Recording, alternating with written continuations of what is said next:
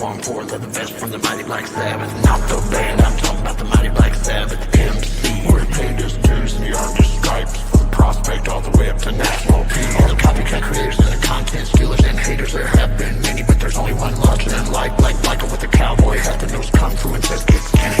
Black Dragon Biking News, he's on YouTube. Black Dragon Biking News, just self-educated by his books and you learn how to move. Black Dragon Biking News, he covers it all. So click on the screen, hit subscribe and get updated biking news with MC Protocol.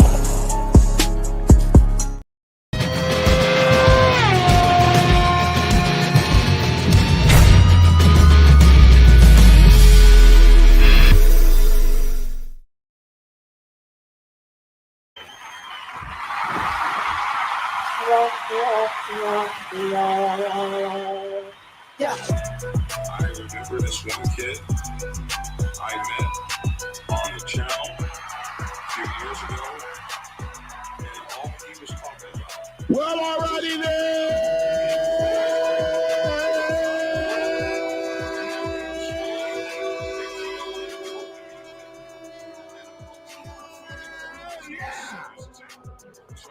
Alrighty then.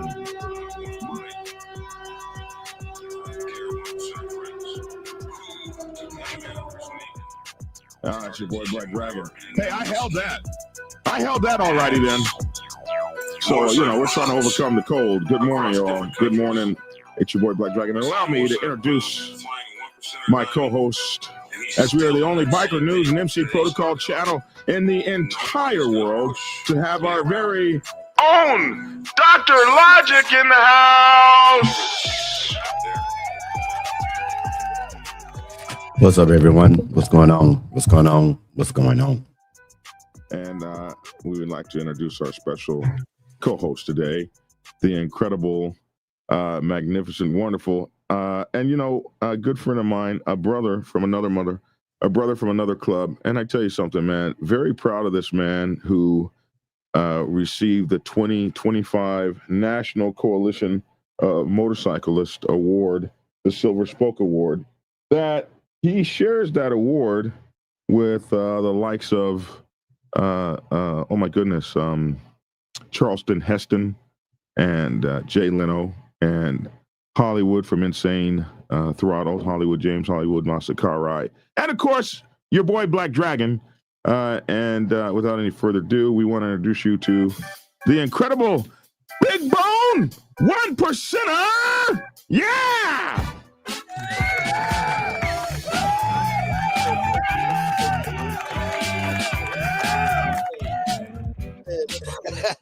Right on. Hey, they're bringing that back. All right. Hey, What's up, Big Bone? Hey, man, what's going on, Logic? Brothers, I got to tell you, thank you for that excellent introduction, man. I appreciate it because, I keep my nose to the grindstone and every now and then somebody says, hey, good job. And, you appreciate it. So as much as folks don't like to say, even amongst us, we appreciate the acknowledgement because it's like fuel to keep you going in this thing, Yes. Like, and you're the second Black man in the entire world to receive that award, and that organization is run by some of the baddest clubs in the world, baddest hardcore clubs in the world. So for them to recognize you for all the things you've done, and you are the chairman, I forgot to say that part, you are the chairman of the South Florida Coalition? The West Florida Confederation of Clubs, or the COC as we like to call it. Oh my God, I'll get that right one day. The West Florida Confederation of Clubs. And you know what? And look, in your defense, here's the thing. Because I know if you, like most folks, when we talk about this stuff, especially those of us in Florida, we look at the map and we see, well, if the COC, if my COC covers basically the middle of Florida, why does it say West Florida? Because that's plagued us for like 20 years.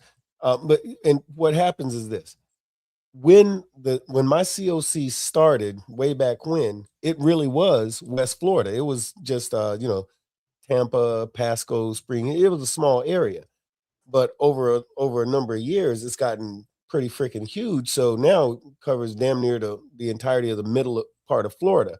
So it should be, but you know how it is. You know, like old school, especially amongst us 1%ers, we don't like to change stuff. So we're stuck with the name West Florida, which we like the name West Florida Confederation of Clubs, but it really encompasses a big chunk of the state. So, but Listen, that's cool. I got to tell you this. I am so surprised to see your logo down there.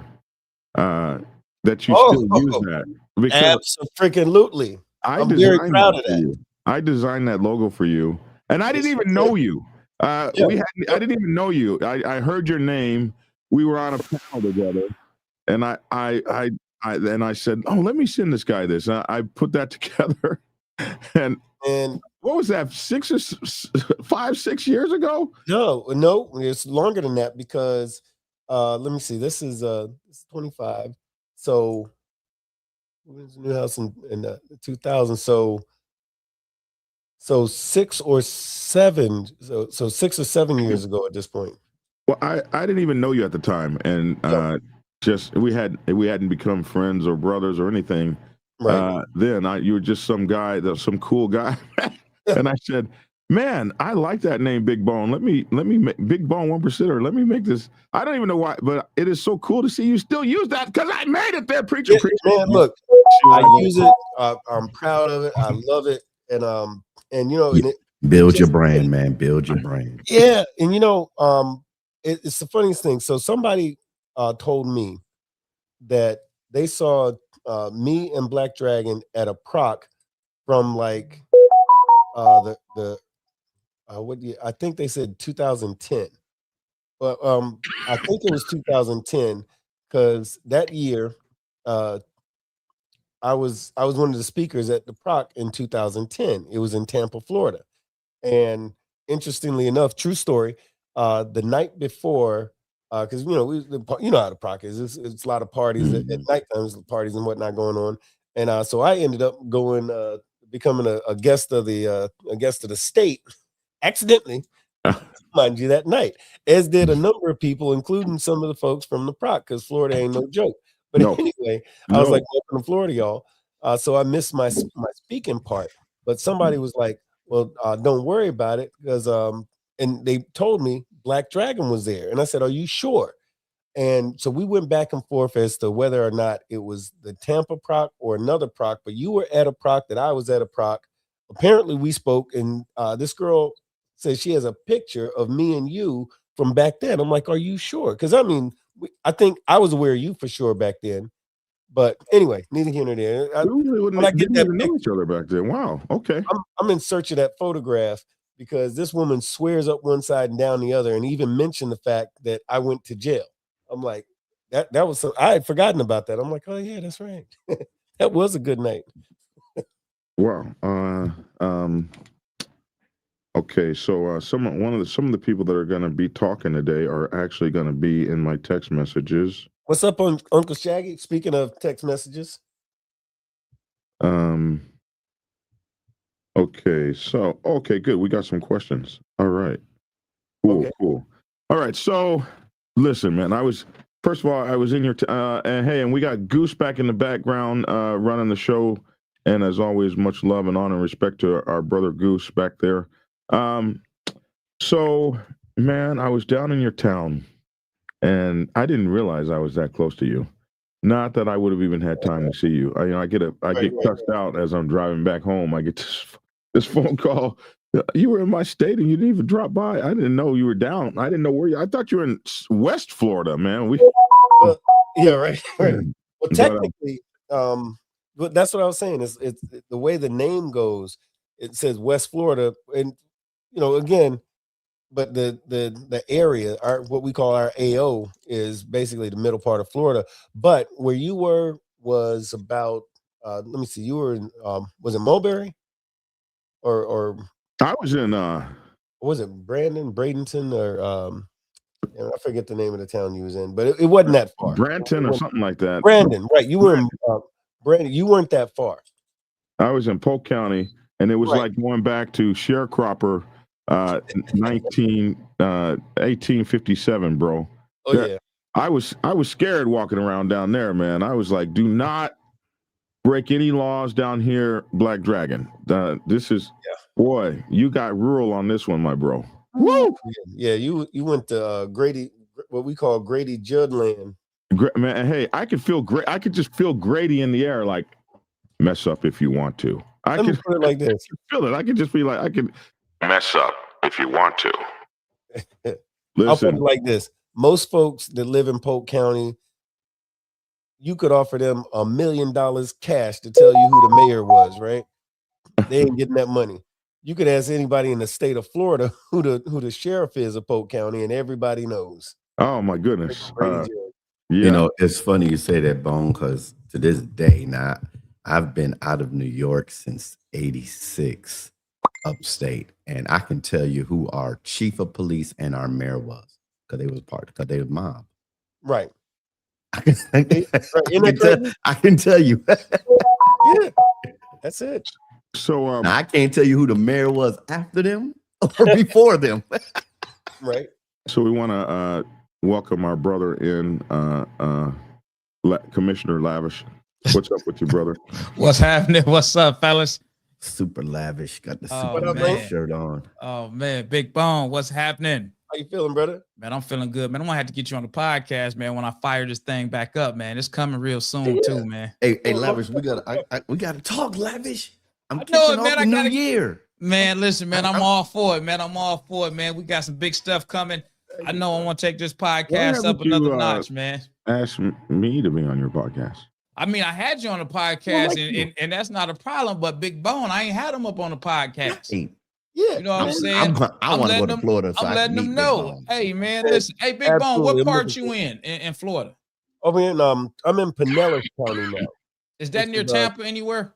Yeah, right next door. Right next Okay. door. Basically, 'Cause it's the Tampa Bay area. So we got some stuff, man. I think my club and your club, if I'm not mistaken, I don't want to put it out there too soon, man. But I know I'm coming down there. I think it's in February.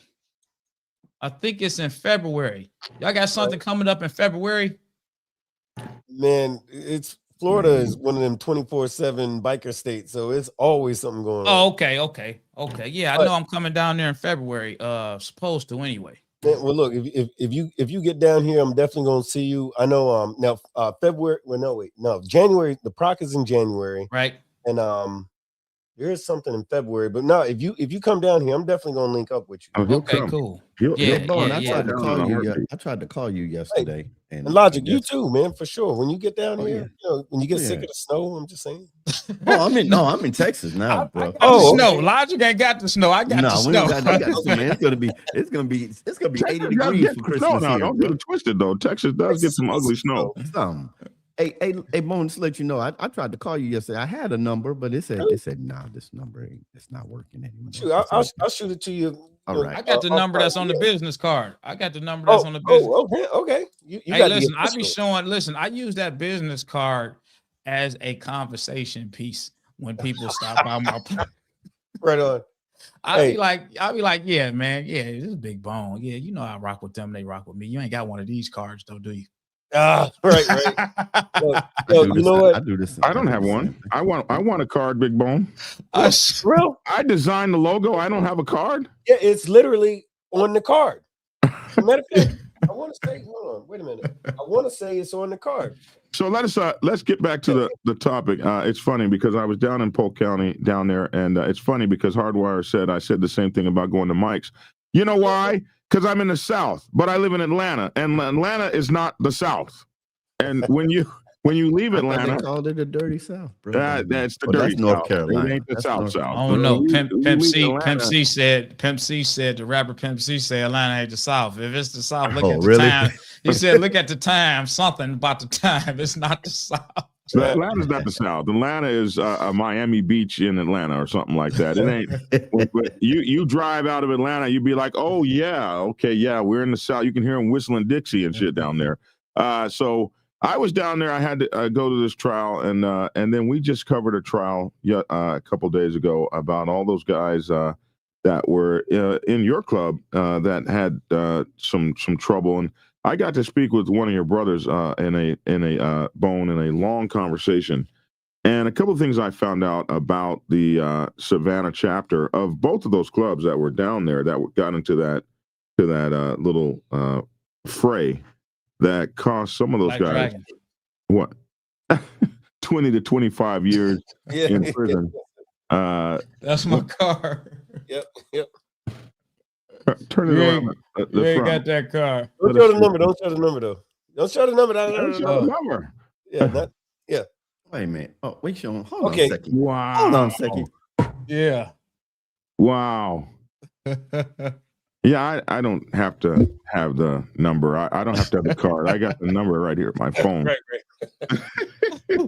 So I guess the preacher's going to get his card too. Hey, Bone, send me one of them cards, bro. I can't Yeah, definitely. I get it sent. I get it sent. have a car and I don't have a damn car. It's some BS. I'm just saying, man, you know, we got the card. So I talked to one of your brothers, and what I found out about two of those clubs, those two clubs down there, is that both of those guys came from 99% clubs. Like both of those, all those guys that we saw that went to jail or went to court or that was involved in that, they were all from 99% clubs, and they were all friends, all homies and stuff, before they went in two separate clubs and then couldn't be friends no more. We've seen that happen before.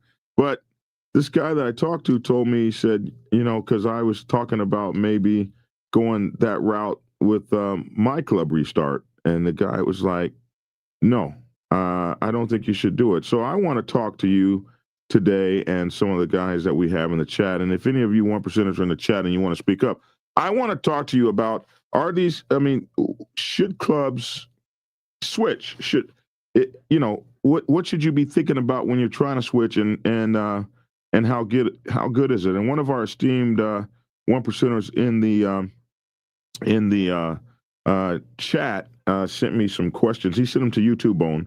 So the first question that we're going to say is, what is or how does changing benefit your motorcycle club to change from 1%, from 99% to 1%? So that's the first question. And I will say, I think I know why most of these, and they're in Atlanta, they're popping up like crazy. These have been like 99%ers forever, and you look around, they got whole Georgia Rockers and 1% Diamonds, and you be thinking like, are y'all like really built like that? I think that there's two reasons that a club that I would want to do that, and one is would be for autonomy. I'm tired of getting blessings. I'm tired of being pushed around, and that 1% Diamond may set you out as, hey, I'm at the top of the food chain, so nobody's going to push me around. I don't have to get a blessing to go places, and also it shows people that they shouldn't pick on you or mess with you, or so like maybe people might use it as like a badge of like a lot of people stand behind. They don't have what it takes to be it, but most folks ain't going to ask you. They're not going to test you. When they see that, they're instantly terrified. So that might be a couple of the reasons that people want to do that. What do you think about that? This is one of those I'm chomping at the bit because I've got a whole bunch of thoughts going on at the same time. But you know, what's that thing? Everything that looked like sugar ain't sweet, and grass is always greener. There's all that glitters isn't gold. Yeah, and the biggest one that's most applicable to this conversation is heavy lies the head that wears the crown. And I know it's Shakespearean, and I know I'm saying it wrong, but y'all get the point. Heavy is the head that wears the crown. Yes, right. Heavy is the head that wears the crown. So here's the thing. But where we are now, 2025, every other so-and-so, either because they saw a movie or because they saw something on the set, or people have these ideas, these ideology, opinions about what it is to be in a dominant club, or specifically what it means to be a 1%er. The majority of the time, what the person thinks and what it really is is two different things, as in they are wrong. And what we see culturally and geographically is, like you said, you got these clubs that's just popping up. They might have been around for some of these clubs been around for a while, and decide, hey, we're gonna go ahead and make that transition. In California, not beating up on, nah, fuck it, I'll beat up on California. So California, I was there. What was it? Year and a half ago. Went up to Murder Mountain too. That was crazy. But in California, man, I saw more diamonds than a son of a gun. Like they're passing them out like cookies. The culture in California is the true dominant will decide another club is worthy of such, and basically they're working as they're serving as their proxy, sort of like a support club. And as a result of such, boom, you get a diamond. So, and here's the thing: I want to be clear. I'm not against a club who's worthy putting on that diamond. And you notice I use the word worthy because here's the thing: hey, if you put on that diamond, and I'm just going to cut straight to the chase on it. If you put on that diamond, you need to be able to enforce it. You need to have that discussion amongst whomever is going to be wearing it, and whomever's having that conversation, whoever the chairman of the board is or whatever. They need to communicate accurately and effectively what it actually means. That means the good and the bad. Because Dragon, I know you noticed, you mentioned a moment ago that, most people, they'll put on that diamond and people are going to be so terrified they're not going to be tested. Whilst that might be true among some, those folks that are already in that fraternity will most assuredly test you. Right. And I can tell you, I could show you in my closet where I acquired over my MC career some accoutrement. I'm trying to clean this up so I don't go to but I have I was gifted. Oh, there you go. I was gifted. Gifted. There you go. I was gifted some 1%er diamonds of clubs that don't exist anymore. And I was lucky because I was in some circumstances, one of the first ones to see them in my area, and they gifted me their vest and their diamonds just prior to their club folding. So Yeah, that was a nice thing. That was a good way to say it. That's interesting. I like put on your wall. Right. I like the way that was worded. So a minute. But for real though, yes, there's a certain amount of autonomy, but like I said, good things, bad things, heavy lies the head and all that. But here's the thing though, as much as it seems like dominant clubs and dominant club members have all this autonomy, man, we got more rules in the Constitution. There is a lot that goes along with this. And you might say to yourself, man, how that dude, I remember back when he was a 99 and how is he qualified to do that? The stuff that you don't know is what he went through in order to get that doggone jewelry. There are some clubs who probably should have put on a diamond. This is a very unpopular thing I'm about to say. There's some clubs who, and certain club members who should have put on a diamond a long time ago. But for a variety of reasons, they decided not to. Maybe it's the area that they're in. Maybe they don't want to radically change the makeup and the focus of their club the way, they like it the way that it is. That's fine. But there's clubs that are worthy of such that for one reason or another have elected not to. Maybe they don't want the headaches that will come along with it. When I came up, it was a racial thing. When I came up, it was very simple. We don't need that white boy shit. That's what they would say. The black clubs, especially on the West Coast, that were big, hard clubs that deserve diamonds, they did not need or want the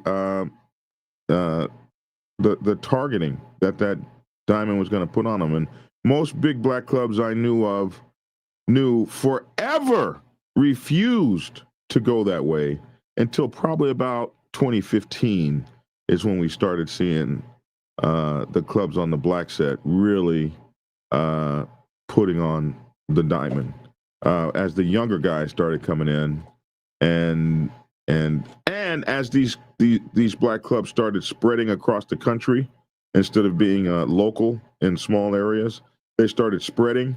And so if you're known as a dominant club on the West Coast, but as you're coming east, people don't understand a one-piece patch, or they don't understand a non-three-piece patch. They don't understand a diamond that doesn't have a 1% in it.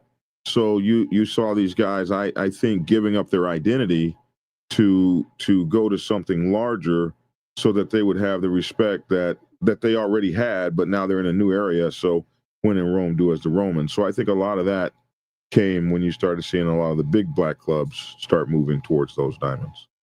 Well, and I guess again, it is to some degree it's geographical, and my head is exploding as you're saying these things, because as I think about my own, I'm like, hey, we've been around since the '60s and da da da. But that's also a comparatively rare situation. I think the motivation of putting on that jewelry now is quite different than what it used to be. Back in the day, it was a statement on many levels. Now, amongst some, and this isn't what you were speaking about, but amongst some folks nowadays, it's like having a fresh pair of Jordans that nobody else could get just yet. But it's losing when you get these pop-up clubs that slap on these diamonds.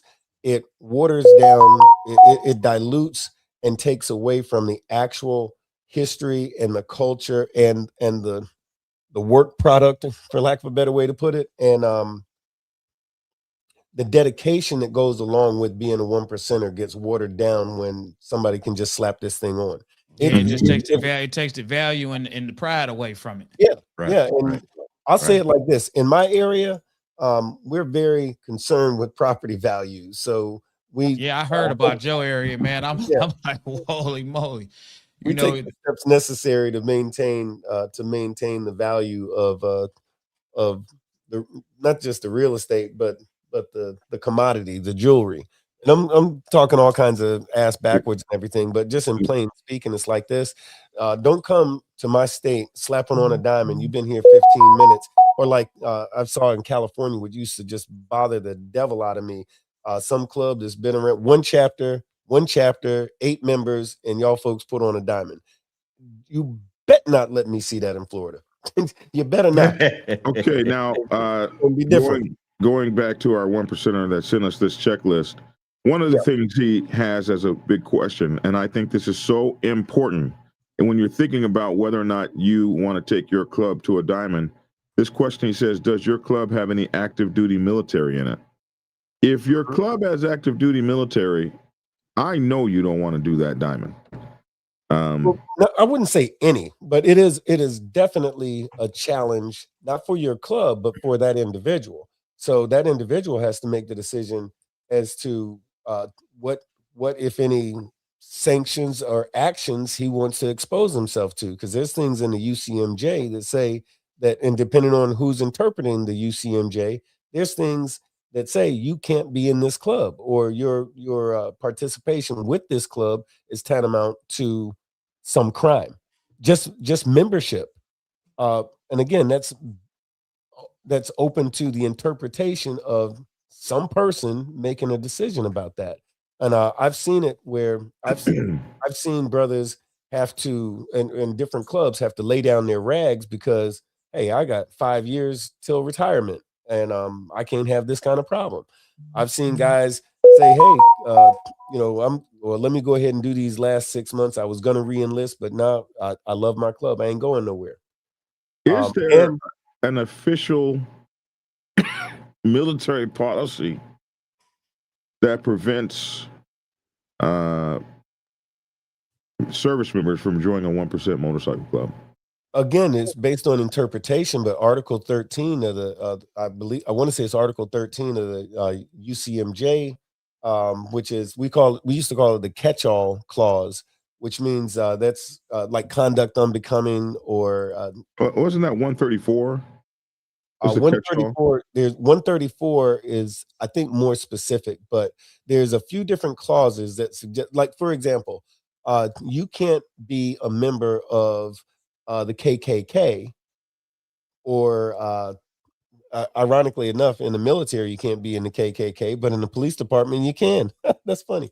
But certain police departments, not yours. You good, man. But no, for real though, it depends on who's there are articles that suggest that you cannot be affiliated or associated with certain type of organizations. Like, you can't be a gang member and join any branch of the military. If you have gang tattoos, for example, you can't join the military. You can get a waiver for some stuff, but some stuff is a hard no. So what if you join the Crips or the Bloods 2 years into your service? Well, now that's grounds for getting a dishonorable discharge. So I just asked Grok the question. Grok is the new AI Grok Model 4 that's being used by X.com. I asked it, is there a military policy that prevents service members from joining 1% or motorcycle clubs? It says yes. There is a U.S. military policy that effectively, so not really, but effectively prohibits active duty members from joining or actively participating in 1% outlaw motorcycle clubs like the Hells Angels, Pagans, Outlaws, Banditos, or Mongols. These clubs are often classified by law enforcement and ATF, FBI as outlaw motorcycle gangs involved in criminal enterprises, which triggers the DOD prohibitions on gang and extremist activities. So there's not necessarily something that prevents you from being in a motorcycle club, but an outlaw motorcycle club that has been determined to be an outlaw motorcycle gang. It looks like there's a DOD 1325.06, and it's what you were just saying: handling dissident, protest, extremist, and criminal gang activities among members of the armed forces. So that was the KKK and Black Panthers, I guess, or any damn body else that they don't like. Criminal or gangs, organizations, advocating. That's what I mean by that's what I mean by it's open to interpretation. Yeah. So the person who's charging, saying you're a part of an organization that fits XYZ, and they say, well, you participated in a Black Lives Matter protest, which legally you're allowed to, First Amendment rights and all like that. But if you're in the military and your CO says he don't like Black Lives Matter because he thinks all of this right wing ultra conservative stuff, then guess what? You'll be charged and possibly convicted. Coben McGee, that's my brother up in Sanford. Good to see you, Coben.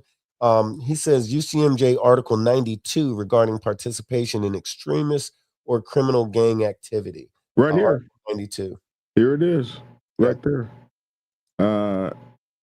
But here's the thing, and the funny thing about it is that every organization, I don't care whether you're talking about the Boy Scouts, the Kiwanis Club, or the U.S. Congress, has criminals in it. So that doesn't make them criminal organizations. However, the government is really good at their convenient, as it's convenient to them to label an organization a criminal organization because one person did a thing once upon a time. And I'm not naive enough to say that clubs haven't done stuff, but this is not when you're thinking about becoming a 1%er, and our guy in the comments asked this question: do you have active duty military? It's important because, in summary, while not every motorcycle club is banned, 1%er OMG affiliation is incompatible with military service and can lead to severe consequences. Like you said, depending on the interpretation, service members are advised to avoid them entirely. So I think that's a good question that you should ask yourself if you're thinking about going that way: is how many military guys do we have in the club, and are we putting their careers on the line by letting them join, or are we going to change to a 1% motorcycle club? The third question he asks is, does your club allow law enforcement or former law enforcement? So Big Bone, explain that. How does that work in the 1%er world? So typically, membership in law enforcement is absolutely frowned upon, not on the set in general, but amongst 1%ers. it's typically frowned upon. Now, the funny thing is, over the past 10 years, there's certain clubs who shall remain nameless have pretty much embraced the idea of having law enforcement prior or active in their clubs. Now, all of those clubs, and unfortunately, there's not very many of them at all, but those clubs are in some places, they're definitely suspect, but they're also alienated in a lot of ways. In some places, uh, I'll say this certain state up north incorporated law enforcement members into a one percenter motorcycle club, and they did it in such a fashion where as folks didn't know. People just assume everything, that they assume that their standards haven't didn't change. As that information became more public, the alienation and being ostracized, that club being ostracized, spread like wildfire. And that same exact, I'm thinking one club in particular, that same exact club would then in turn deny the fact that this was true, even though it was. I mean, with social media now, there's photographs of the officer in uniform and that same officer wearing that club's rags. I'm not suggesting that law enforcement cannot join a motorcycle club, but a one percenter lifestyle is something different. Again, the history, the traditions. I was told many years ago by a one percenter that sort of was my mentor, one of my mentors, I should say. He said the police have a job to do. You have a job to do. Their job is to lock you up. Your job is to keep your black ass out of jail because life behind bars means something different to both of y'all. I'm like, okay, I get that. And so it's frowned upon. Um, but I think if you have law enforcement in your one percenter motorcycle club, then you need to reevaluate your whole entire club. I don't care whether that club's been around for 5 minutes or 50 years. Uh, this is not a space for law enforcement for a variety of reasons. Not suggesting that one percenter motorcycle clubs by default are doing crime. I'm saying that the lifestyle of a one percenter is incompatible with a person whose actual career is to be up in folks' business and to arrest people. So if you have powers of arrest, because like you don't have to be an officer on the beat per se, but if you have powers of arrest and like for example, a bondsman can arrest somebody who he has on bond that he needs to put back in jail. That's more of a rearrest sort of a situation. That's not the same thing. A correctional officer, amongst some, will say, "Hey, well, he's a jailer. He ain't going out around arresting people." And that's true, but he can be deputized, and he can, under certain circumstances, make an arrest, even amongst someone who's already in jail. Or if that deputy who works in the jail is needed on the street, guess what he's doing? He's an officer of the GD law. So he can effect an arrest. He's a cop. He shouldn't be in a one percenter club. Yeah. There's a lot of folks that will argue and disagree with me. And the reason that that'll happen now is because the culture is getting watered down. If we had this conversation 15 years ago, there's not one person who would say, "Oh yeah, that's a great idea." Whereas now there's people who would actually argue that point. Now, the next question that he asked, if you're like you're considering like whether or not you think your club should be a one percenter or move to the one percenter side, he said, "Who is going to be the sanctioning one percenter club? Why is that important?" And explain that there's a couple ways to get a diamond. One is to just throw one on, but probably the better way is to get one handed down. So explain the differences, if you would.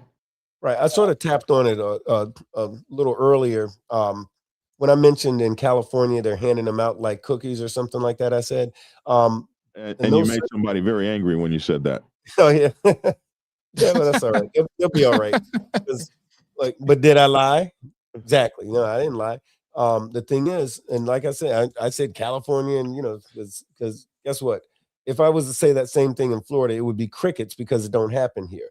But in California, for example, a dominant club can say, "Hey, we like the way y'all are moving." Da da da da da.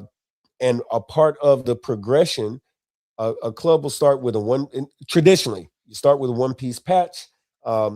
You pound the ground, you do as you're supposed to do, you develop a good reputation in the community and so forth. Then you go to two pieces, then ultimately to three pieces. So, but in California, now in some places, that's it. Three-piece patch, you're an MC, you're on the set, you're recognized, all that's good. In California, there's another step, which is that diamond, as in how closely are you associated? In Texas, you get a diamond too. Yeah, It Texas would is just another have state. Sure. it would just have a 13 in it. Yeah. If you were a support, so Right. there's a few ways to a diamond. You Yeah, don't see yeah. that here. You don't see diamond 13s really here in the South that much. Right. Like New York does all kinds of stuff. They got a 69 thing. They got all kinds of stuff going on in New York. Oh, okay. Sorry about that, y'all. Come on, shut up. But yeah, so those are but to answer your question, it's like this. So the two ways, one, it's better. I mean, if it's got to happen, it's better to have a dominant say, hey, we F with you, recognize who you are and what you're doing. And basically that club that receives that diamond is going to be like a brother to whoever the true dominant is. But Maybe is it he says, so who is going to be giving it to you? Is it better or worse? Is it better or worse to get it from one percenter nation versus another? Does one have more requirements than another? Is it important who gives it to you, or should you not care? I'd say ultimately, at the end of the day, it doesn't matter how you got it. If you got it, you got it. And I think the concern would be how are you going to keep it. It's always easier to get it than it is to keep it. I would say this. I have seen an area that has not to ruffle too many feathers, so I got to say this in the way I'm going to say it. So I have seen guys get the 1% designation from a club that is not particularly as strong in an area, and so now they got it, but they're almost like hiding with it, like they'll only wear it when they're with that club or something, and you don't really see them out strong because they didn't get it handed to them by the stronger group of all the ones that are in. And I think sometimes less strong 1%ers will start handing those things out to build up their extended family. It's the crash test dummy syndrome. And what I mean by that is this. They'll say, hey, you guys are all right. Bam, here's this diamond. Go forth and be fruitful. And if those guys can go to the hot bar, I'm just making up a name. If those guys that they just gave a diamond to, they can go to the hot bar and make it through the night and nobody beat their ass. And then now the club that gave it to them says, hey, we can go there too. Polish off my diamond. It's safe. Hey, where y'all going? Why don't y'all go? We're going to experiment with these guys. Oh yeah, we're going to experiment with them first. Yeah, let's see how this work out. Yes, worked out pretty good.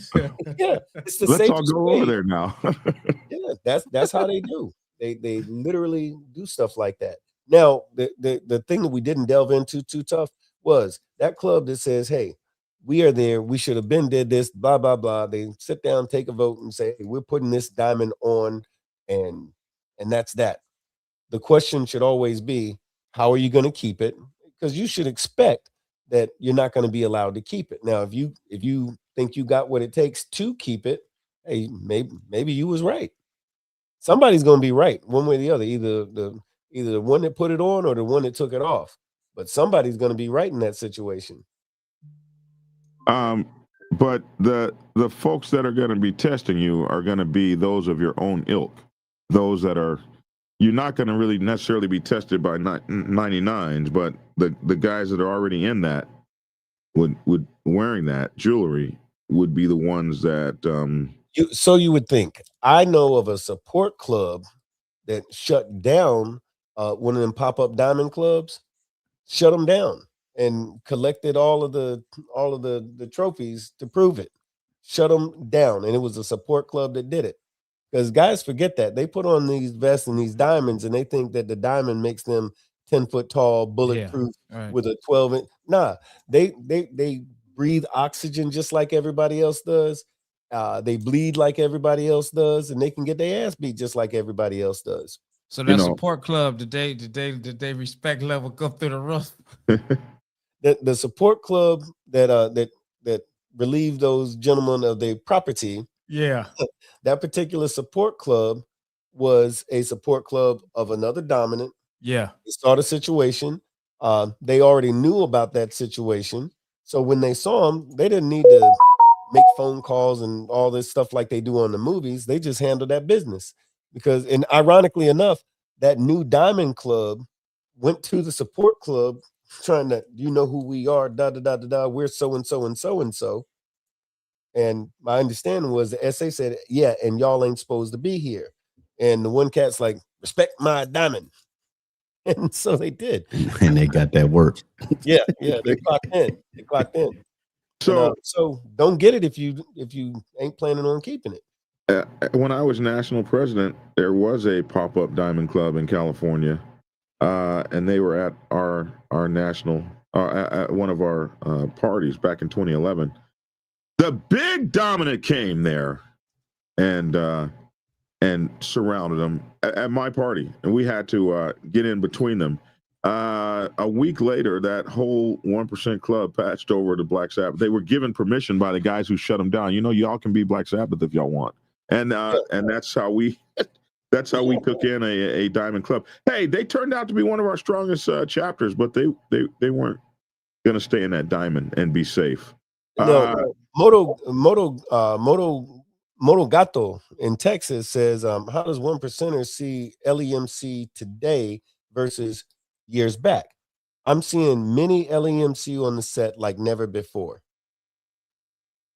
I feel like once upon a time, well, I already told you, once upon a time, LEMC was not even close to being respected. In fact, they used to move in silence, even though they had badges on their day job on the set.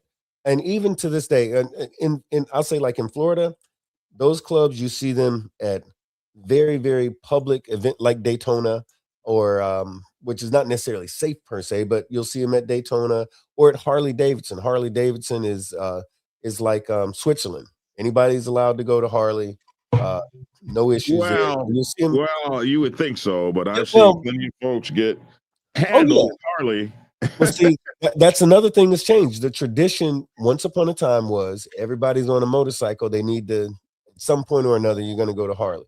And Harley Davidson, knowing that, they do some of the biggest, don't matter what state you're in, Harley Davidson at some point is going to have a party. So at a Harley Davidson, a lot of times it's anybody can go to Harley. So you see LEMCs, the law enforcement motorcycle clubs, flock to stuff like that. But what you won't see them at anybody's clubhouse. That ain't gonna happen. You ain't gonna see them at my house, at a number of houses. It don't matter, white, black, or plaid. You ain't gonna see them in somebody's clubhouse. However, they will go do stuff with each other, or if there's like the Kiwanis or the Walmart Riders or some off-brand, whichever, they'll do that. Because if it's a mom and pop sort of club, they've been around forever and all like that, they deal with whomever. That's a different situation. But yeah, it's different now because you do see a lot more LEMCs, and I think that has a lot to do with what's going on in the country. There's a millennial attitude, and but some stuff is getting watered down. Now, the next question that he said, if you're trying to determine whether or not you're ready to be a 1%er is, and why is this important? This is interesting. Are you earning the 1%er status, or are you paying for it? Can you buy a 1%er diamond as a club?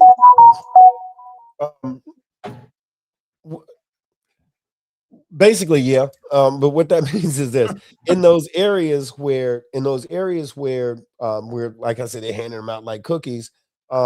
You got guys who's on the D so hard that they're kicking up to the dominant, and they're kicking up to the dominant, and the dominant. Let's say they got a new addition to build on the clubhouse, and they need some dough. who knows? That club who is thirsty for that diamond, them getting that diamond might mean that they're getting it and keeping it on the installment plan. Oh my But, God! Oh but my it's goodness! also not a respected situation, because what 1% worth his salt is paying anybody for anything.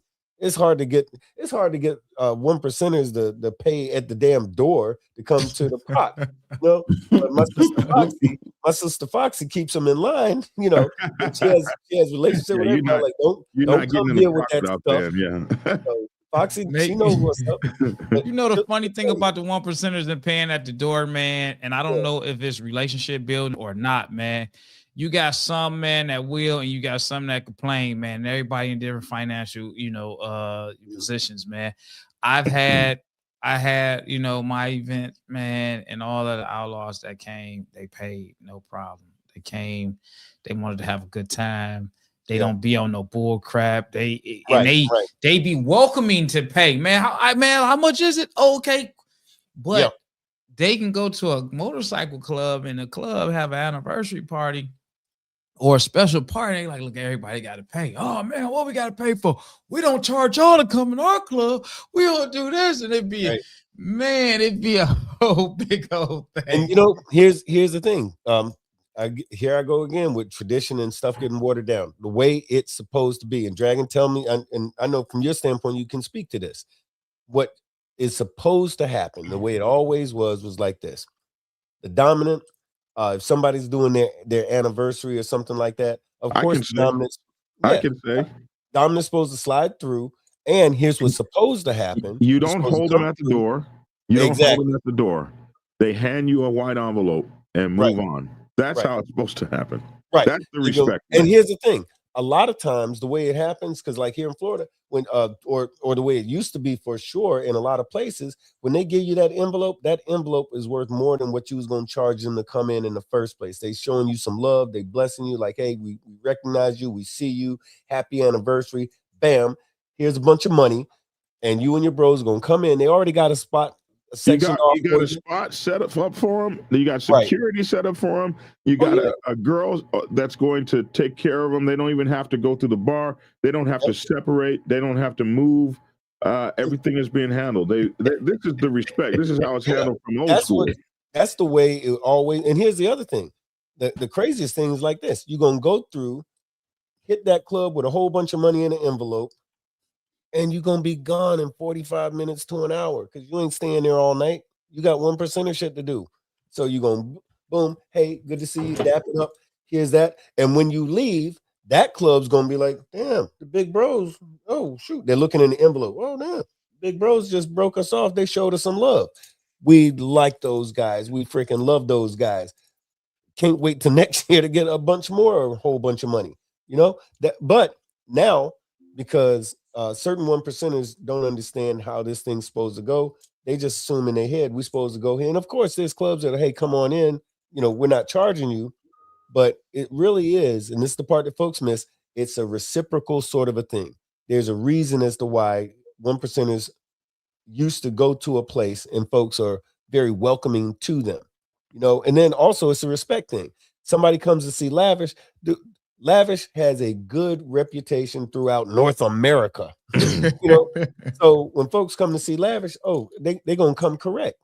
Because who wants to be on the wrong side of a conversation about something that went wrong with Lavish? Because you're gonna look like a fool, because this man's got his rep is solid, right? So you want to be a part of that solidness, not the guy who came and now you got to be the ass that came and don't know protocol and whatnot. Hey, one down. Goldie says, today you brothers have just filled in the missing piece for this platform. Black Dragon, the Outbad host, Lavish, the police commissioner, Logic, the priest, Big Bone, the 1%er. We got the good, the bad, and the ugly here. You got it all right there. Yeah. We got the good, the bad, and the ugly. Yeah, but to go Let back Lavish to what clear Bone it had up now. Go ahead, Lavish. No, what Bone had just said, everything that Big Bone has said, man, those are the stories that I hear when I sit around the old timers. as far as how it used to be. And then they talk about how, used to get the envelope, you come in the door. Those are real life stories that I actually heard, not just heard from sidewalk conversations. These are guys that were in the clubs, old head guys that sit around and talk about the past and now. And I mean, it's so it's so bad now, man, with the new way of things, man. You got a lot of these clubs that have been around for a long time, man. They don't even want to deal with the 1%ers at the clubhouse no more. Because here's a 1%er here. No one gets in free. If your club is legit, I pay always. That's called supporting my community. If you think you are above paying, F you. You are never that big. And that's one of our esteemed 1%ers that we love so much there. But you got people still to this day that say the same thing because they understand what the support is. They understand, man. I went through the door because I got guys that come down to my club right now. I watch this happen. They'll come down here and they know I don't drink. And they'll just sit up here and they barely drink and they'll just say, hey, man, listen, man, I just want to put this on the bar. I just want hey man, how much is a water? How much is a pop? Get lavish a pop, man. How much is it? Oh yeah, man, it's $4, $6, whatever. Here, take this 10, man. I just put this on the bar. So you have people that understand it and they get what the whole support thing is. What makes it so bad is that you get the other side that comes out looking for problems, looking for trouble, right, causing chaos. And that's where I feel where the outlaws get the bad rep from.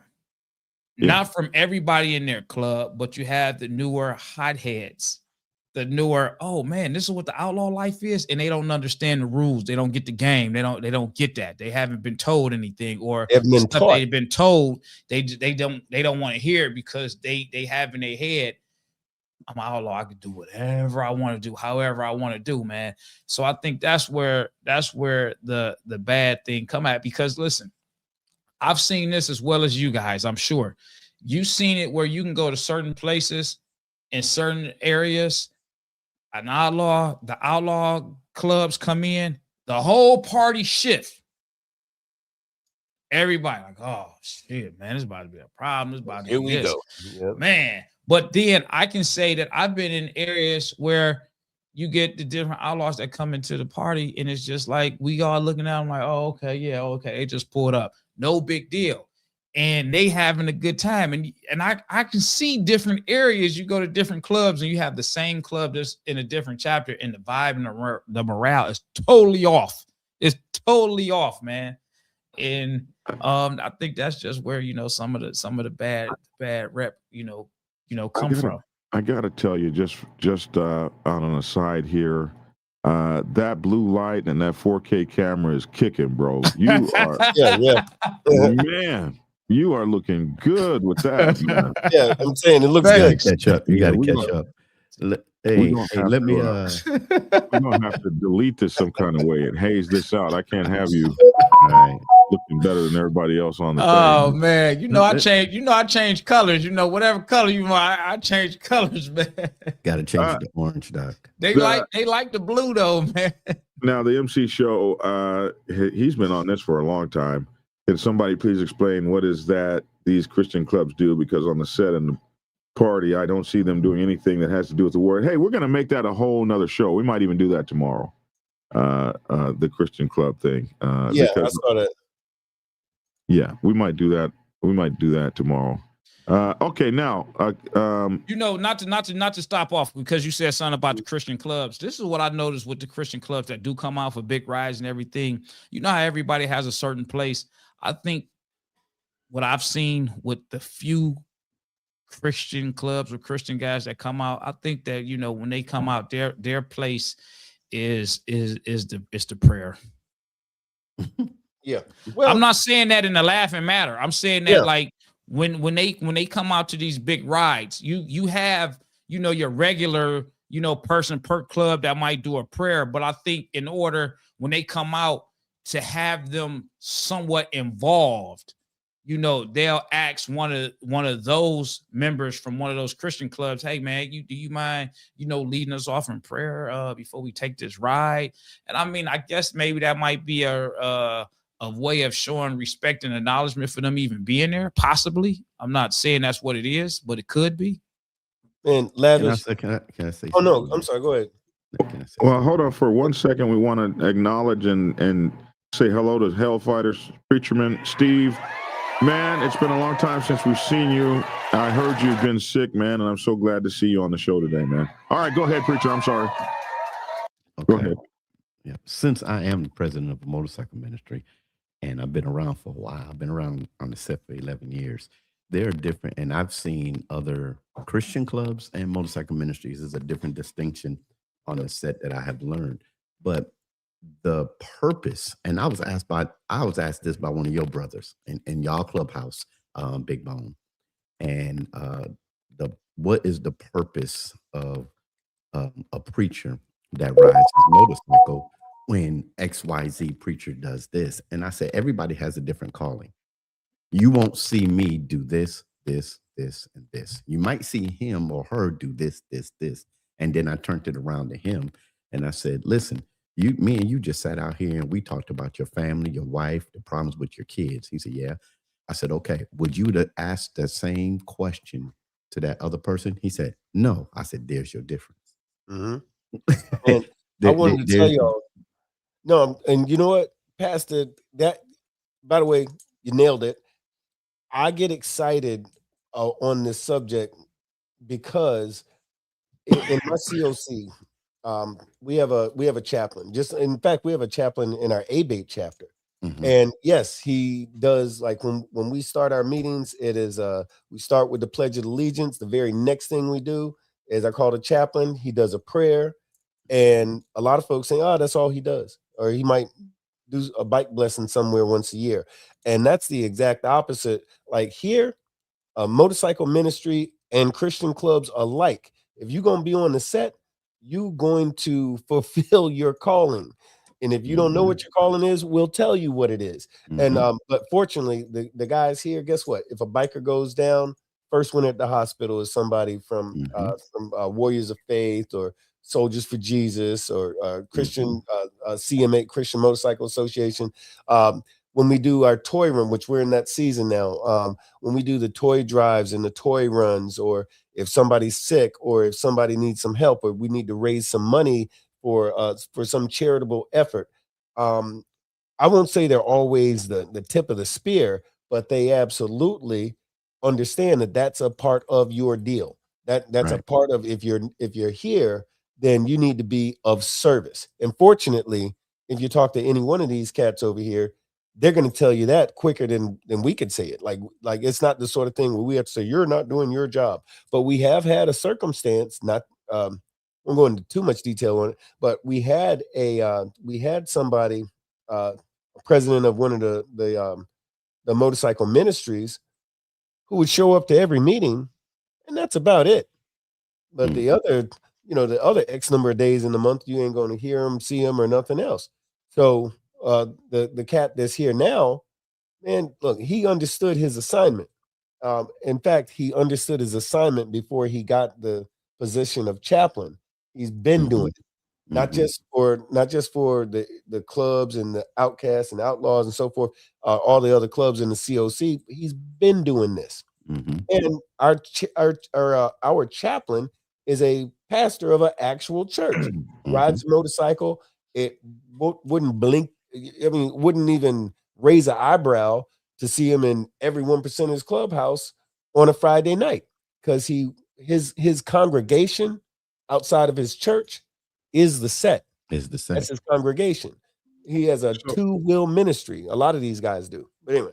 So let us move back. Let us move back to we still got 3 questions to get through. Did we ever answer is the importance of the sanctioning club? Did we ever answer that, or did we do that well? I don't think we did it well.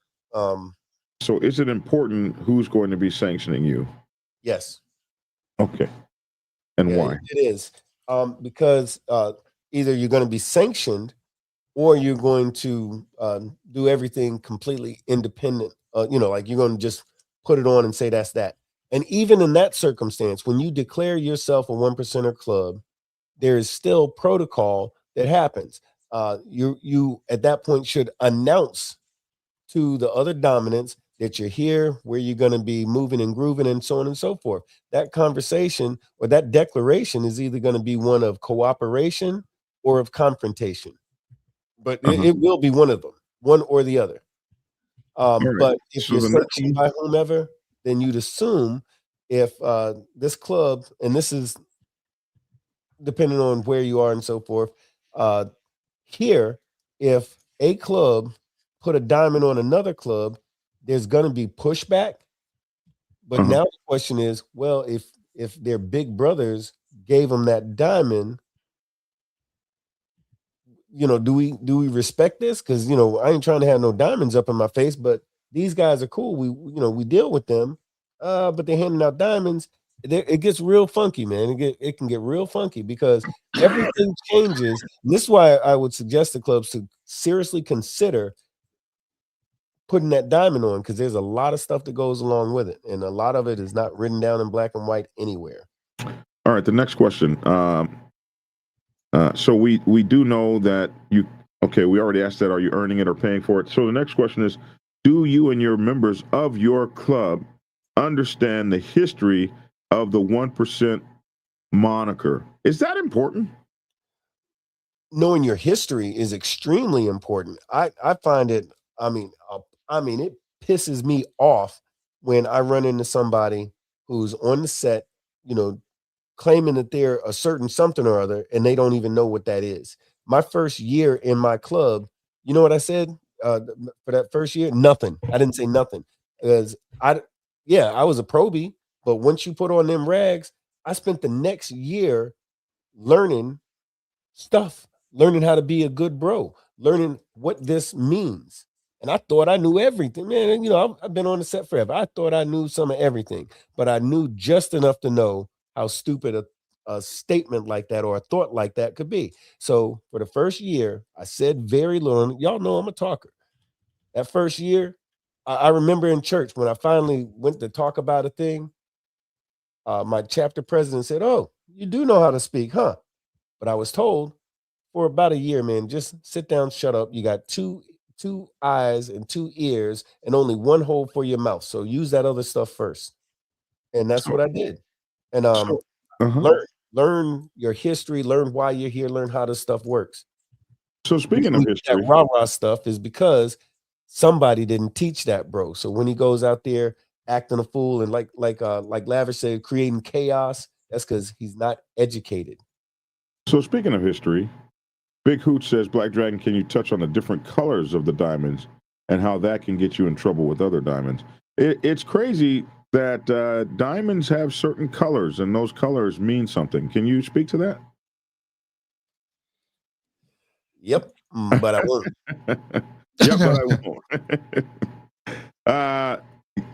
Who gives you your diamond can determine the color of that diamond, and so it's like wearing a support patch in a wrong area. And people are going to look at the color of that. I can speak to it. People look at the color of that diamond, and it could absolutely be trouble. So we're back to that other question is that we talked about. Do you understand the history and who's giving you the diamond? Those all kind of tied together. And last one, does your club understand the responsibility and burden that OMCs with that patch have, and what that status actually means? Especially, I'm going to add, especially to law enforcement and stuff like that. What are the negative things about having a 1% diamond on your chest, sir? You become responsible for every stupid ass thing that somebody else with that wears the same stuff that you do. You become blamed for and or associated with every stupid action that anybody else does. Like in boot camp, if one of your guys in your squad messed up, the whole squad or the whole platoon is getting punished for it. Think of that on a national level. you get painted with a brush that you didn't necessarily earn. And typically that's a very negative thing. When my brothers saved a woman and a child from a burning car, they didn't say, wow, 1%ers are out there saving babies. They didn't say that. But if a brother runs a red light, then we become, the whole nation is a bunch of red light runners. Yeah. You know? And I'm watering down the statement for a few reasons, of course, but the thing is that you you get a target put on your back from law enforcement, and it can even expand into things like where you want to live. And in Florida, we're dealing with some laws. I won't go into it, but we're dealing with that HB 429. And if HB 429 passes, you can't live where you want to live no more because you on that list. You one of them. You can't Man, get that's that all job. bad. Yeah, Oh, it's man. it's nasty. It's all bad. It's all bad. Yeah, Yeah, that's and that ideology is already in place. That law, should it pass, will just make it very enforceable, and you can't and unarguable if that law passes. But there's a lot of stuff that goes along with being a 1%er. You should conscientiously make the decision that if I do this, and not even starting a new club, not even switching your club, but should you join a 1%er club, the responsible brothers before you join that club should have a serious conversation with you and let you understand the good, the bad, and the ugly. Because it's not all, and don't get me wrong, people do this. We all ride motorcycles and do our club shit because we love the lifestyle. We love riding motorcycles. We like the parties, the events, the charity work, the recognition amongst not the world, but those 5 kids, and you just hook them up for Christmas. The smile on that kid's face will keep you going for another 12 months, right? Because you ain't going to get that love from the police department or from the governor's mansion, right? So you do it because you want to do it. So let me say it like this. Here's the deal with a 1%er. 1%ers this is 1%ers in a nutshell. And I say this all the time. You do your thing, I'll do my thing. As long as your thing ain't going to interfere with my thing, we ain't going to have a thing. 1%ers, our ideology is like this. I'm going to do what I want to do. And I understand there's consequences. If I'm okay with dealing with the consequences, I'm going to do whatever I want to do. And that's the difference between 1%ers and everybody else. Because most folks, they see a red light.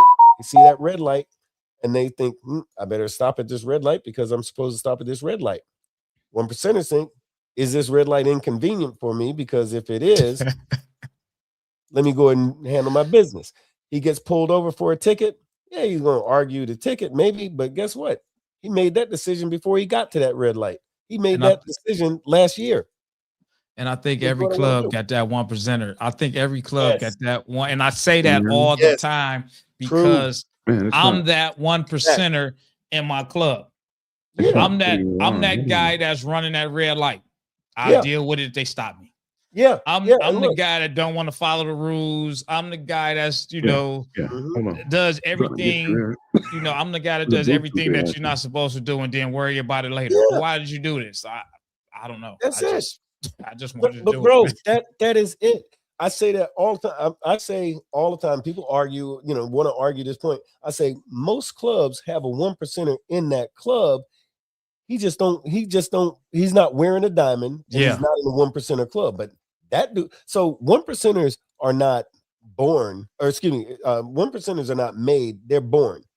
You were 1%er before you got to the club. You just had to get to that club before you could put on the jewelry. That's all it is. That's what it is. I mean, the same attitude, the same thing. I've had people beforehand ask me, they like, hey, you know what, Lavish? I thought all this time, I thought you was a 1%er. I said, why'd you think that? I just thought you was an outlaw club. And I say stuff like, I mean, what? I ain't never said too much about anything. No, just the way you carry yourself. I mean, you're always in all black. The stuff that you say, the way that you walk, the clubs that you do hang out at, And I'm like, oh, okay, no, man, I'm boogie down, man. Right. But look, like you said it best. Well, we said it best. Every club has a 1% in it. Like, well, I won't say every club, but a lot of clubs do. Yeah. Where do you think we come from? God damn Most it, this is not 1%ers working. nowadays, the club they're in is not their first club. Nowadays, a lot of 1%ers came from somewhere else. Right. And there's a reason. Just the fact that he thought he could be a 1%er, that's half that 1%er ideology anyway. I can do what I want to do. If I want to go to that club, I'll go to that club. But I guarantee you, 80% of the club that he's in wouldn't even dream of such a thing. While you thinking I can do whatever I want. And that's some of that 1%er shit. What's up, Fox? Yeah, I see Foxy up Foxy. there. What's happening, Yeah, Foxy? he was talking about you earlier, Foxy. Yeah. You joined us late. Hey, Big Bo, man. That's like I had told Black Dragon about my I don't want to go too deep into it because they get pissed off when I talk about it. But the color of my patch, of my patch versus the color that they said that I needed to have. And I went the whole term with the color I wanted versus the color that they brung it up, man. Listen, man, I had different chapters. They secretly, spoke it up to the top dogs, and they like, hey, man, listen, man, you supposed to be, this is the uniform. I'm like, no, well, you know what? This black and white looks better on me. So this is interesting. This guy said, Muzzleplex said, I know of diamond clubs attempting to bless 99% individual members with a diamond, and he's laughing. But I have seen that many times. That's not out of the ordinary. Oh, that's a thing. I mean, right? Oh, yeah, that's absolutely that's a thing. A real thing. It's a absolute honor to have that. The question is, where do you wear that diamond that's been given to you by a 1% club? That's the question. And so, where do you position it? And the answer is inside your vest. Exactly. Not on the outside, because you're not in a diamond club, although the club may think you're a diamond individual. And that's a diamond you put inside your vest, next to your heart or something like that. Yep, absolutely. That's exactly right. That's exactly how it goes. Yeah. And so there's not a lot of them, but it for sure. Not a lot of them, but it's a thing that happens. It does happen, and it's not something you'd really talk about. But if you ever needed to, and the reason that if you ever needed to, you just open that vest up and who gave it to you and what color it is and what club it came from, that all means some shit. Man, I just learned something totally new, man. I mean, I guess that's a good thing too, man. When you be up on this, when you be up on here, man, with different people with different backgrounds of knowledge, man, you learn something, man. Because I have thought that, to be honest with you. I've thought that for myself, like, yeah, man, I can so and so and so, and that would be like I should, but I never knew that really existed, man. So that's I mean, I think a lot of us on here probably just learned something new. Yeah, and that's because Dragon's very old. Traveling one time, I said I've heard of that. Is that a thing? It is absolutely a thing. It's just not gonna. It doesn't. You really are a respected person and all that kind of stuff. For a diamond to hand you a diamand when he had to bust his ass to get one. Let me give a caveat. I've seen this before where having that conversation. The one I was at a place and someone opened the inside of his vest and showed someone else, I got this from so and so and da da da da da. The guy said, "Man, how'd you get that?" He said, "None of your business." As in, he probably lost it. He earned it. The guy earned it, but he wasn't going to tell how it was that he earned that diamond. So the dude that was asking about it, in turn, turns around and went to speak with the president of that certain motorcycle club and said, "Hey, I'm down with so and so and so. Can I get me one of them too?" He was acting like he was asking for like a, I don't know. Oh no. Like a cross country patch or something. Like, can I get one of them too? Kind of like, I mean, he was asking for it, but he was like making light of the importance of it. Right. So when he got out of the hospital, I'm pretty sure he felt differently about the way that he did that, because it's a big deal for someone to do that, but it's not a good idea to go, trying to, because that could be perceived as a very disrespectful thing. Like, give me your diamond that you worked and, your blood, sweat, and tears to get, and you went through all that. Yo, just give me one so I can put it right. No, that didn't work out. So don't ask for one.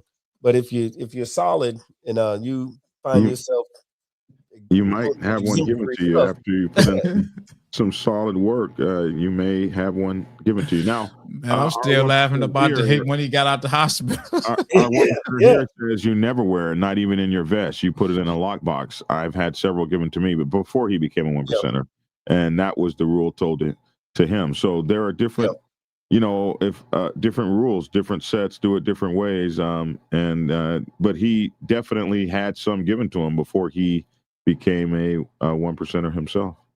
Right on. If you were individually given a diamond, would it be the club that gave it to you, or colorblind your club's colors? I'm not sure if I understand that. If you are individually given a diamond, would it be the club that gave it to you? Colorblind your club's colors. So if you are individually given a diamond, you'll never wear that thing on the outside of your cut, right. Because your club is not a diamond club. So, and the person that gives it to you will give you the rules by which you can have it. And it's not something you're supposed to be flashing around. Okay, so he asked it better here. If you're individually given a diamond, would it be the club's color or your club's color? I would imagine it'd be the club. Hey, y'all keep going. I gotta go. I gotta get off. Yeah, me too. I was about to say, man, it's an hour and 25. I got to get out. Oh yeah, hour 25. We all need to go. Yeah. No, I like this conversation, man. We got to do it again. I know I got to get out of here. I got some stuff to do myself and everything like that, man. But I just definitely learned something, different. Learned something new about that, right there. So. Here's another guy. Bishop says, if it is given, it should not be worn, even on the inside of your vest. So there are definitely people that see it different ways, and so that's what I mean about the tradition and the protocol. It varies depending on sometimes geographical, and sometimes based on who gave it to you. Like the tradition in one club might be different in another club. Like there's certain things that's different on the black set and the white set. Shaggy can tell you, like on the white side, there's no such thing as social clubs. Right. And he has a wonderful story about the first time he experienced, well, the pagans have one. The pagans have one now. They have one. I actually met him. So that's the only white. There's a reason for that, because the pagans aren't the same club now that they were once upon a time. Right. They got folks with tans up in there now. I've heard. I've heard too. I actually met one, and I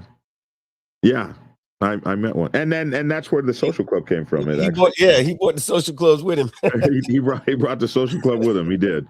So that's down here in Atlanta. That happened here in Atlanta. Yeah, I don't know if it's still I don't know if he's still in or not, but it did happen. It shocked the shit out of me. Yeah. Foxy asked, why do people have boot spurs given to them? And that's a new one on me. I've never seen that one. Yeah, the boot spurs. That's a whole thing with that. My brother was trying to explain that to me, and that's one of those few things that always throws me off, because I've heard like 10 different versions of why it is. And it's not even 2 boot spurs, it's 1 boot spur. But you know what, Foxy, I'm going to get to the bottom of that, because I don't want to tell you the 10 different versions of that story. That's one Black Dragon doesn't know. I don't know that one. Yeah. There's a whole thing with the boot spurs, but I want to find, or with the boot spur, I should say. But because I know a few bros that wear them, and everybody I talk to always has a completely different story. But I'm gonna get with somebody that's a little older and grayer than me, because I want to know the answer to that. Yeah. I'm supposed to be like Wikipedia for bikers, and Foxy just came in. Long story short, it's an homage to the cowboy days and what they are used for. So somebody knows. Okay, all right. Somebody. That actually sounds like the truth. You know, Yeah. that sounds more like the truth, because I don't even want to. That's what I was saying. I don't even want to even repeat some of the stuff that I heard, because I'm like, I don't know about that one. You know. And he said, this guy says, I had a bro given a hammer pin from a dominant club. I've never seen a hammer pin. And, I have. In fact, a certain club down here, when they were trying to get set up in the state of Florida, we're told you have to remove those hammer pins because we don't do that here. There's a specific club that gives those hammer pins. I can imagine probably which one it is. Yeah, of course. So that's I've not ever seen a hammer pin.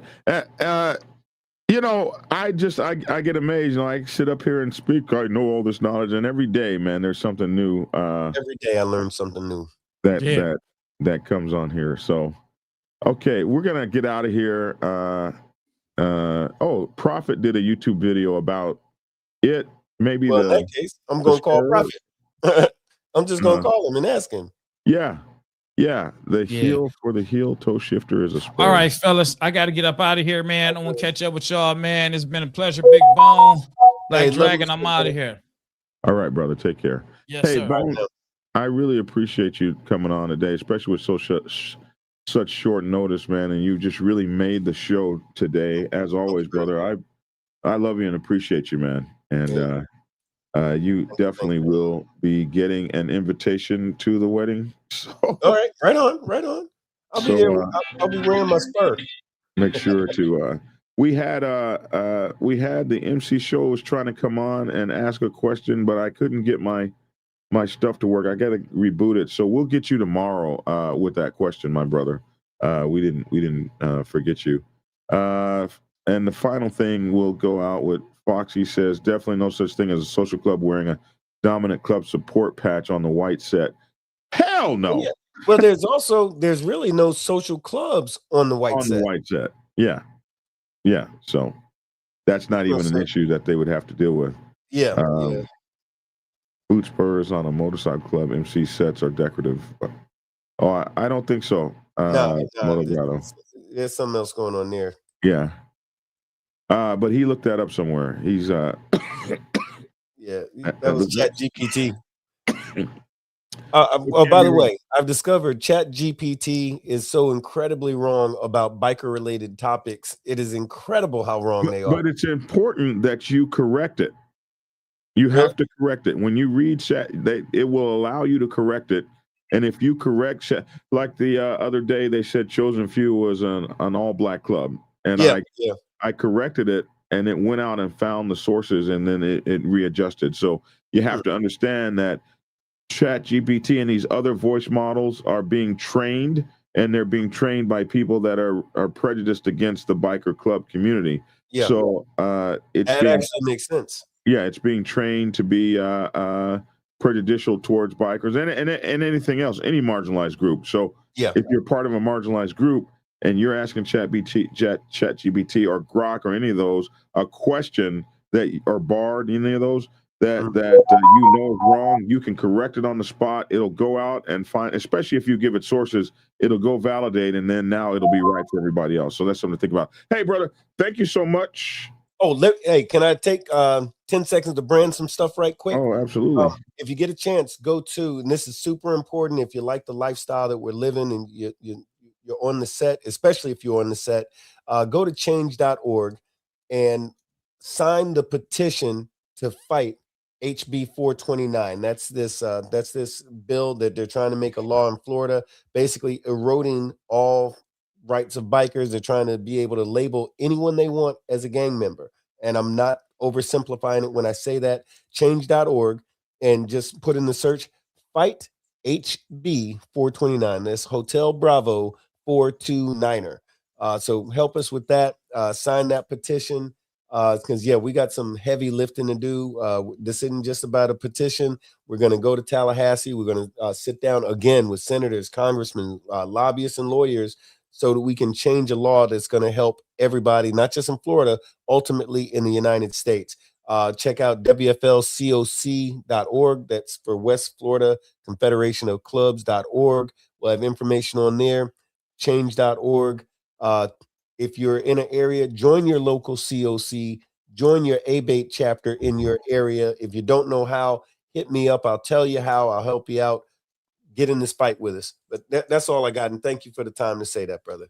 All right. Take care, my brother. Respect and love you, honor and respect. And I appreciate you, man. Oh, and check us out on Sunday on the Big Boneyard on Sunday. Check it out. It's on YouTube, the Big Boneyard Biker Podcast. Maybe I'll get invited to that show sometime. Yes, sir. Soon. Sunday. Be inviting me to stuff. I don't know. All right, man. I appreciate you. All right, take care. Later, man.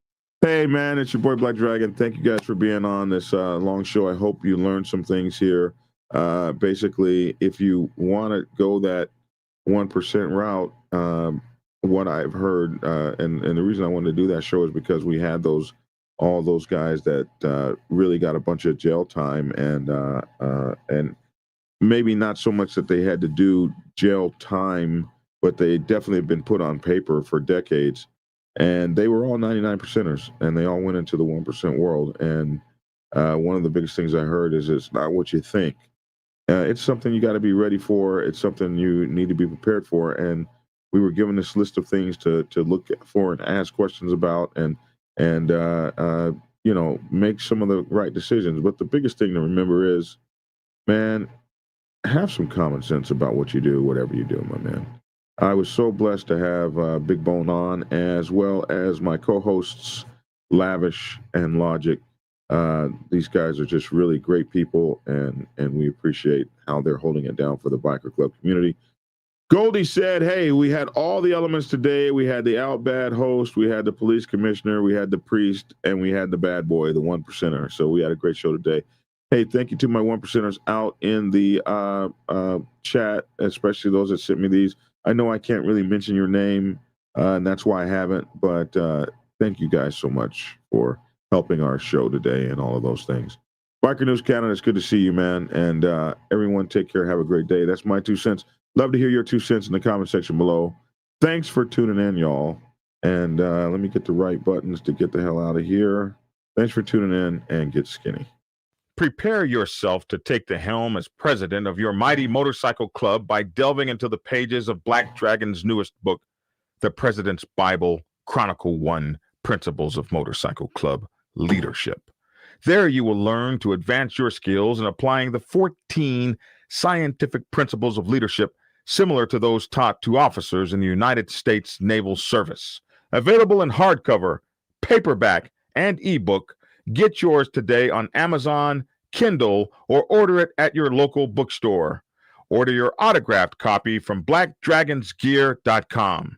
Be the best motorcycle club president you can be. Get the book. Get Black Dragon's first book, The Prospect's Bible, to learn how to join a motorcycle club. It has been an Amazon #1 bestseller for the past 7 years and is required reading for over 3,000 motorcycle clubs worldwide. This book is a must-have for new people venturing onto the motorcycle club set. It will teach you how to prepare yourself for service to the motorcycle club nation and show you how to qualify a motorcycle club to be worthy of your service. Available on Amazon, Kindle, and for order at your local bookstore. Get your autographed copy at blackdragonsgear.com. Be the best motorcycle club prospect you can be. Get the book. If you are seeking clarity about issues stemming from problems or crises occurring within your motorcycle club, then set up a consultation with Black Dragon. Black Dragon has over 30 years of experience in the motorcycle club world, having served as a national president of the 50-year-old Black Sabbath MC Nation for nearly 10 years. Black Dragon is a veteran negotiator, skilled in crisis management, conflict resolution, inter-club issues, press conferences, and club reputation management. You can set up an appointment to speak with him by phone at clarity.fm/black-dragon. Get the clarity you deserve to help make your MC the best place it can possibly be.